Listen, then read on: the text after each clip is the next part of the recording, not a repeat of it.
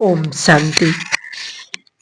बहुत सुंदर वरदानी समय से हम गुजर रही हैं। एक तरफ जहां कलयुग की अति उसका विकराल रूप है, तो दूसरी तरफ बहुत सुंदर समय इस सृष्टि चक्र में जो केवल एक बार आएगा, जिस पर हम अभी उपस्थित हैं। जिस सुंदर वक्त को भगवान के बहुत सुंदर वरदान मिले हैं, ऐसे वरदान यदि हम उन्हें करने की ठान लें तो 100% फलीभूत होंगे। साथ में भगवान की मदद, उसके प्यार के पात्र भी बनेंगे। तो ऐसा ही समय, एक वरदानी समय हमारे बीच में उपस्थित है।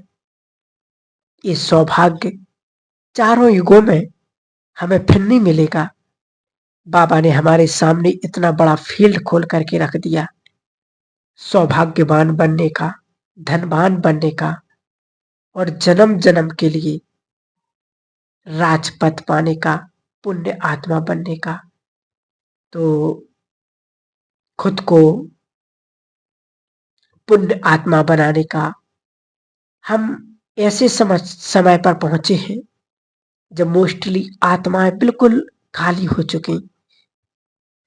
जो उन्होंने पुण्य की पूंजी प्राप्त की थी, उनका उपभोग करके जैसे वो नील अवस्था में है, पुनः हमें इसी पुण्य की पूंजी से, दुआओं की दौलत से अपनी आत्मा को इतना भरपूर कर लेना है कि जब जब इस सृष्टि चक्र पर मैं जन्म लूं, तो जो संसार में कहावत है ना कि खाली हाथ आए थे और खाली हाथ ही जाएंगे, तो नहीं। भगवान के बच्चे जब इस दुनिया से विदाई लेंगे तो मुस्कुराते हुए खुद को भरपूर करके जाएंगे। और जब इस धरा पर आएंगे, जिस भी द्वार पर उनका आगमन होगा, वहां सौभाग्य वेलकम करेंगे उस आत्मा का। ऐसा नसीब हमें बना करके जाना है। तो इस धरा पर वापस आएंगे, कितने भी जन्म क्यों ना हो मेरे, लेकिन सुंदर पुण्य की पूंजी लेकर के मैं जाऊं और सुंदर सौभाग्य लेकर के मैं वापस जन्म लूं। अगर ये पुण्य मुझे बांटना भी पड़ जाए तो दोनों हाथों से दान भी कर सकूं। इतना सुंदर समय हमारे पास है खुद को पुण्य आत्मा बनाने का।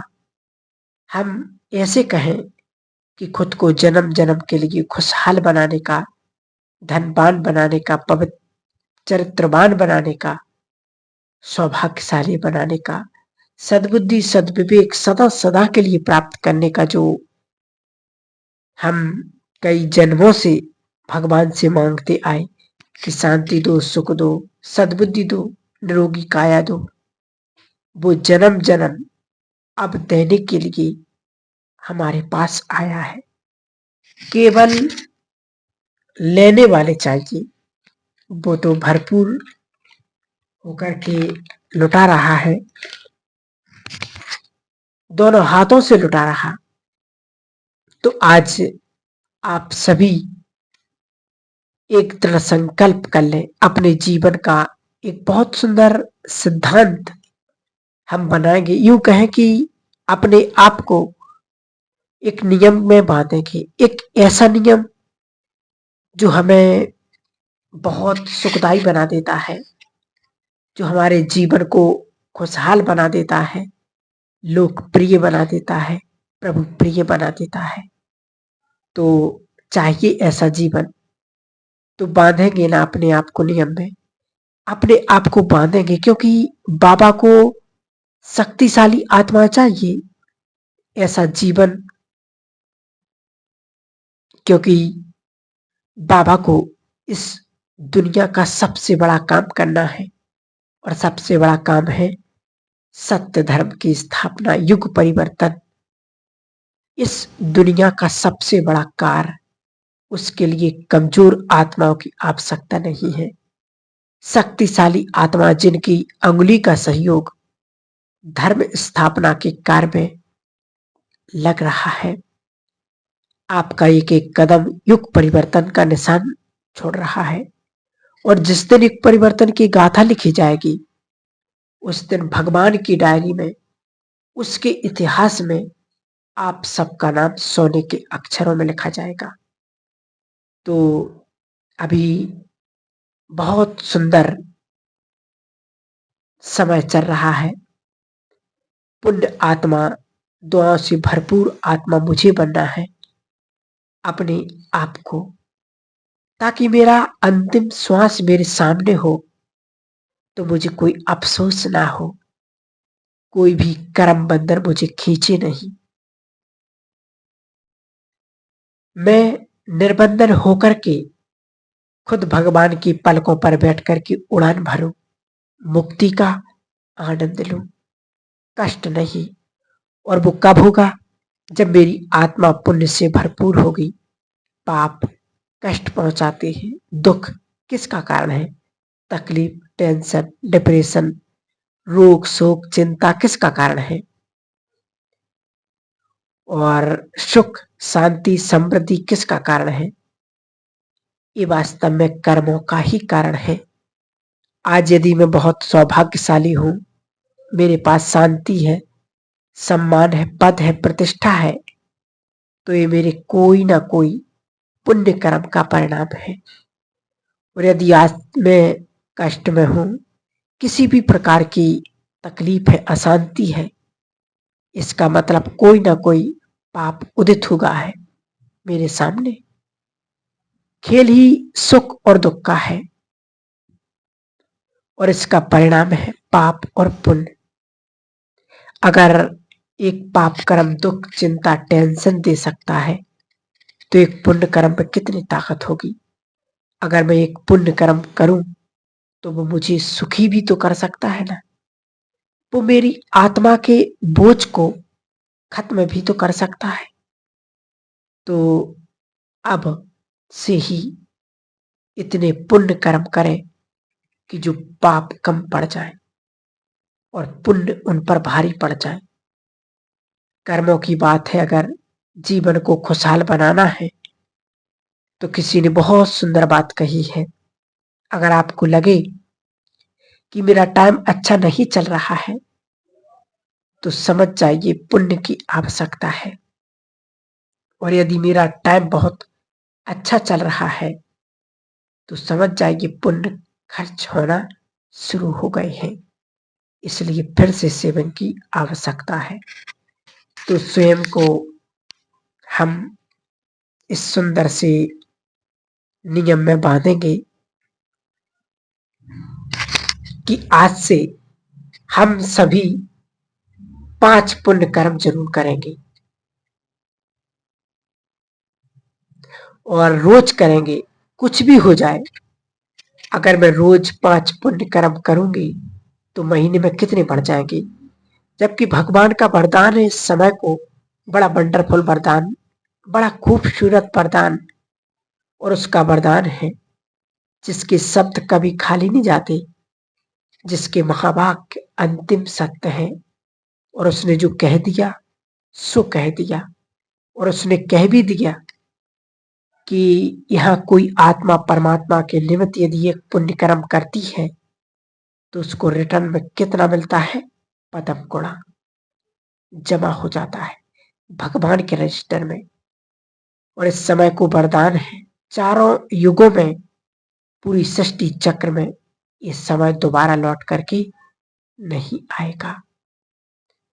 इसलिए समय की बहुत सुंदर एक उदाहरण है और एक कहानी है जो हम सभी पर लागू होती है कि एक बार एक बंदर बंदरिया पेड़ पर बैठे थे। अचानक आकाशवाणी हुई कि यदि तुम अभी के अभी जमीन पर कूद जाओगे तो राजकुमार और राजकुमारी बन जाओगे। बंदरी कूद गई, सुनते ही बंदरी कूद गई और बंदर हंसी ठिठोली करने लगा। 1000 बार कूदे, आज तक तो नहीं बने। भला ऐसी कोई राजकुमारी बनता है? या राजकुमार बनता है। जब उसने नीचे झांक करके देखा तो बंदरी राजकुमारी बन चुकी थी। उसको लगा यदि कूदने की बात है, अभी कूद जाती है। जब वो कूदा तो उसका पांव टूट गया। अब वो चिल्लाने लगा, ये कैसा पक्षपात है, कूदी बंदरी भी और कूदा मैं भी। वो राजकुमारी बन गई और मेरा पांव टूट गया। पुनः आकाशवाणी हुई। बड़ी प्रेरणादायक कहानी है। ये अंतर आत्मा में समा जाए, ये बात समय समय की बात है। जिस क्षण जिस पल बंदरी कूदी, उस क्षण को, उस पल को वरदान प्राप्त था राजकुमारी बनने का। तुमने तो वो पल, वो क्षण, वो समय बिता दिया, उसके बाद कूदे तो परिणाम ऐसा। इसलिए कहीं देर ना हो जाए। अटेंशन, भगवान भाग्य बांट रहा है। कल मेरे सामने वो दिन उपस्थित ना हो जाए कि मैं हाथ मल के कहूं, अहो प्रभु तेरी लीला अपरम अपार है। और लोग हंस करके कहें कि जब भगवान भाग्य बांट रहा था तो क्या तुम सो रही थी? अगर एक कहावत है तो 100% भगवान ने कभी ना कभी तो भाग्य बांटा होगा। कहावत ऐसी नहीं बन जाती है, कभी तो भाग्य बांटा होगा ना। तो सचमुच हम स्वयं को पुण्य की पूंजी से और दुआओं की दौलत से भरपूर करेंगे, क्योंकि दुआएं और पुण्य हमारे कब काम आते हैं? जब यहाँ की धन संपत्ति, यहाँ का पद पोजीशन, यहाँ की समस्त शक्ति जब फैल हो जाती है, तब दुआएं और पुण्य काम आते हैं। अगर मेरे पास है और यदि नहीं है तो उस समय मेरे से ज्यादा बेचारा कोई नहीं होता, जिसका चारा कहते कहीं नहीं चलता। इसलिए इस दुनिया की सबसे बड़ी दौलत, सबसे बड़ी ताकत यदि है तो वो है पुण्य की पूंजी और दुआओं की दौलत।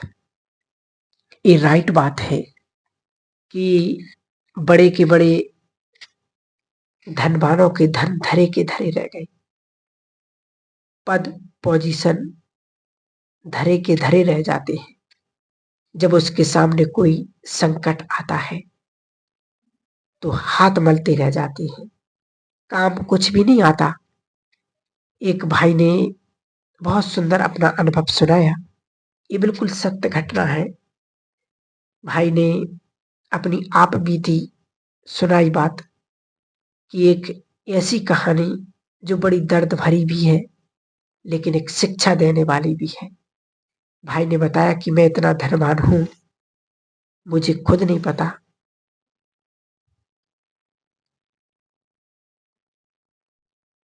कि मेरे पास धन कितना है। जैसे जैसे धन बढ़ता चला गया तो मेरा दिमाग भी चढ़ता गया। ईगो, जिसको हम कहते झूठा अहंकार, मैंपन मेरी लाइफ में प्रवेश कर गया। छोटे मोटे इंसानों से बात करना तो जैसे मेरे शान के खिलाफ था, लेकिन समय समय की बात होती है। इस दुनिया में बहुत सुंदर कहावत है। हमारे दो शिक्षक होते हैं, एक जो हमें जीवन जीने के लायक बनाते, पढ़ाते, आगे बढ़ाते और पढ़ा सिखा करके हमें लायक बनाते थे। और दूसरा शिक्षक कौन है? समय, जो हमें सब कुछ बता देता है, परंतु यदि समय से पहले यदि हमने नहीं किया तो समय विवश हो जाता है।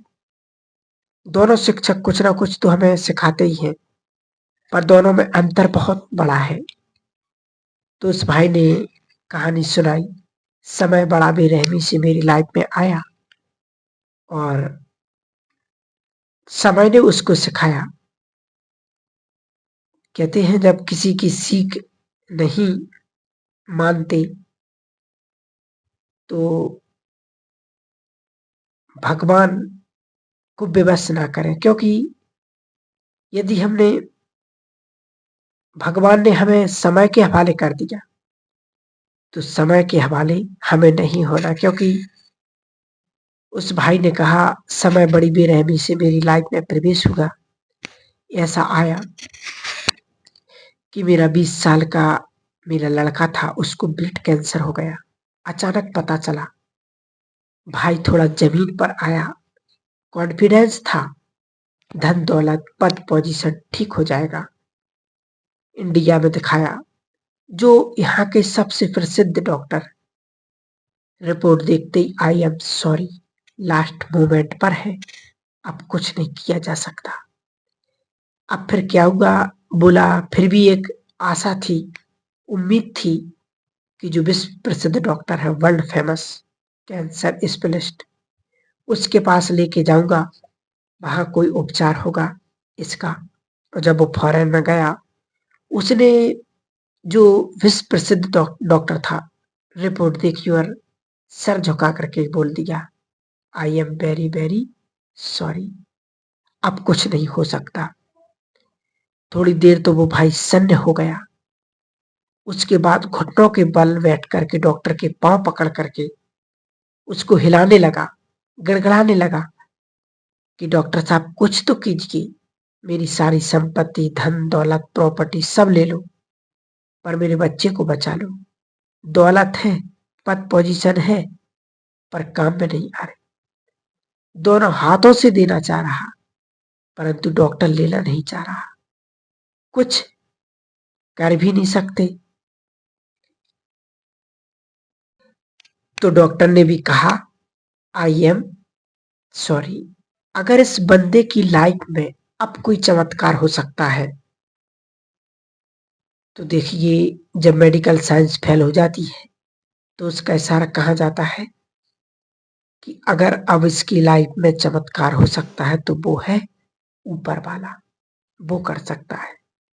अगर अब यदि जो ठीक हो सकता है, तो दुआएं, इसके कर्म इसको बचा सकते हैं। अब इन तीनों में तो वो था बिल्कुल फकीर, कंगाल। भगवान के लिए कभी 2 मिनट भी नहीं निकाला उनने। उसे पता ही नहीं था कि कभी मेरा भगवान से भी पाला पड़ेगा, कभी उसकी भी जरूरत पड़ेगी। काश दुआएं वो तो कभी ना ली और ना कभी खा ली, दी तो बिल्कुल खाली बैलेंस, नील, जीरो। पुण्य, इसकी तो नॉलेज ही नहीं कि पुण्य भी कोई चीज होती है। तो वो कुछ भी काम में नहीं आ रहे थे, और जो काम में आने वाली चीजें थी, उसमें तो उसका बैलेंस था बिल्कुल जीरो। अब उसका तीसरा नेत्र खुला, उसको समझ में आया सच्ची दौलत कौन सी है, काम में आने वाली दौलत कौन सी है। ये दौलत जिसके लिए ना मैंने रात देखी, ना दिन देखा, ना पाप देखा, ना पुण्य देखा, और कैसी बेवफा बन गई, ऐसा साथ छोड़ करके खड़ी है, किसी काम में नहीं आ रही। मेरे पद, पोजीशन, जिन पर मुझे बहुत घमंड हुआ करता था, और मेरे फलाने मिनिस्टर से रिलेशन है, फलाने बिजनेसमैन से, उनके घर से सिर्फ एक ही फोन आया कि आप चिंता मत करो, सब ठीक हो जाएगा। बस काम खत्म, सब धरा का धरा रह गया। और जो काम में आने वाली चीज थी, उस पर मैंने कभी कोई ध्यान ही नहीं दिया। मेरे पास दुआओं का भी स्टॉक भरपूर हो और पुण्य की दौलत भी भरपूर हो। यदि मैं सोने से पहले अगर सबको माफ कर दिया, तो ऊपर वाला दिल से आपको माफ कर देगा। अभी भी वक्त है, अभी भी मौका है दुआओं से भरने का, भगवान का प्यार के पात्र बनने का। समय है। ब्राह्मणों के सबसे ज्यादा पाप मन से और बोल से होते हैं। अपमानित करने वाले बोल। अब हमें जहां जहां से हमने पाप किए, वहीं वहीं से हमें माफी भी मांगनी है। सबसे बड़ा पाप मन से और मुख से। इसलिए इन दोनों से हमें सबसे माफी मांगनी है और सबको माफ करना है। तो इस प्रकार हम अपने जीवन को पुण्य की पूंजी से और दुआओं की दौलत से भरपूर कर सकते हैं, जो बाबा अभी हम बच्चों को दे रहा है। ओम शांति।